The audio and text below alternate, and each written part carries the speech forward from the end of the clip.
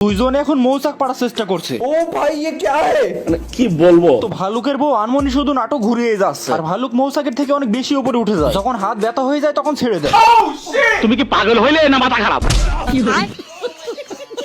তো এর একটু পরে আবারও একটা প্ল্যান করতে শুরু করে, মানে এদের মৌচাকের উপরে নজর পড়েই গেছে, যার জন্য সেটাকে এখন পাড়ায় লাগবে। তো যখন পাতলু মোটুকে উঠিয়ে ধরে, শালার পথে কথা বোঝো না তুইলে ওরা মার। असाधारण ये सब क्या देखना पड़ रहा है। যা মৌচাকের নেশায় আবারও ভালুকের হোগা মেরে দিল। আমার হোগা মারা শেষ। তো এবার ভালুক বুদ্ধি পেয়েছে, কাঠ দিয়ে স্প্রিং করে উপরে উঠে মৌচাকটা পারবে।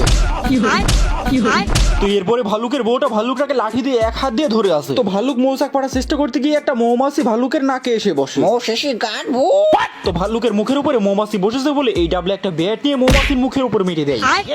মানে মৌমাছিটাকে মারতে গিয়ে ভালুকের থোবড়ার উপরে মেরে দিয়েছে। तुम खुद देखो, ये देखो। আয় কাছে কাছে। তো যখন মৌমাছিটা এইভাবে আমার নাকের উপরে ছিল, खत्म। Bye bye, tata, good bye, गया।